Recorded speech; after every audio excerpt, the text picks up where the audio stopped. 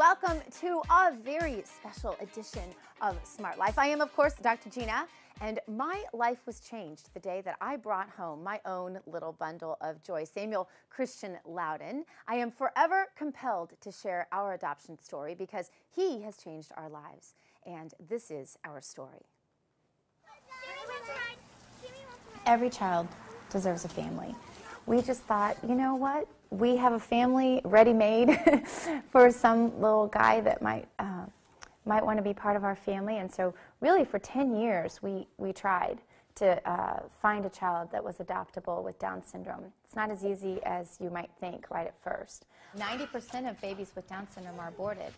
But luckily, now some moms are finding out, I could put my child up for adoption, and maybe if a loving family would take that child, then we want to be that sort of advocate that says, yeah, this is definitely something that you could choose, and we have been so blessed by adopting Samuel. There's just no question that it has been I would say the hand of God in our family. No. Of course, when Sarah Palin had her child, if ever there was like an argument, this is inconvenient in my life and abortion ought to be an alternative, she jumped right in the face of that and chose life and really set an example.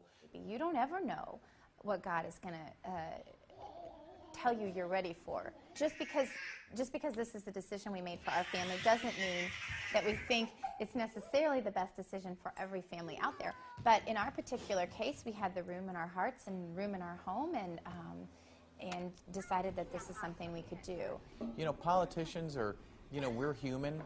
I like to tell people we've got our sort of party platform issues, but each one of us is prone to kind of migrating into issues that you're going to focus more on. And for mine, certainly valuing all life is important. But focusing a little more on those special needs kids became a higher priority. My children were raised with this as a value, that you love people, for who they are, right where they are, even when they're different from you, even if they look different, even if their political views are different, you just love them.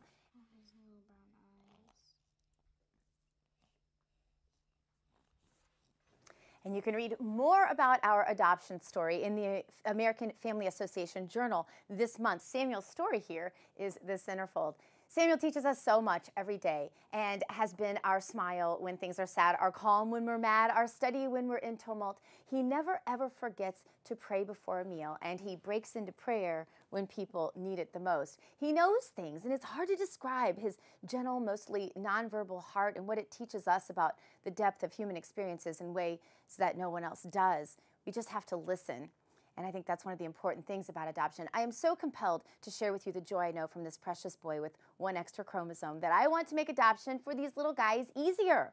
There's an insidious lie that I want to dispel today, and that is the lie that abortion needs to exist because there aren't enough families to take these babies with special needs. That's a lie from the pit of hell. And as I said in our story, I tried for 10 years to find one baby with Down syndrome available for adoption. I was open to other disabilities too, and open to any skin color, any race, any other thing that the perpetrators of the lies would have you believe I wasn't open to.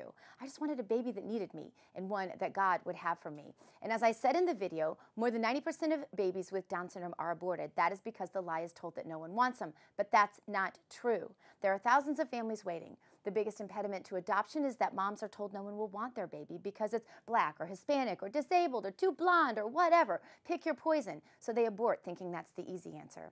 Well, I've counseled people in both situations, post-adoptive and also post-abortive, and I can tell you, post-abortion women are much sadder. There are families lined up to adopt these babies. So Samuel, thank you for being so much of an inspiration to us. Thanks for that smile, too.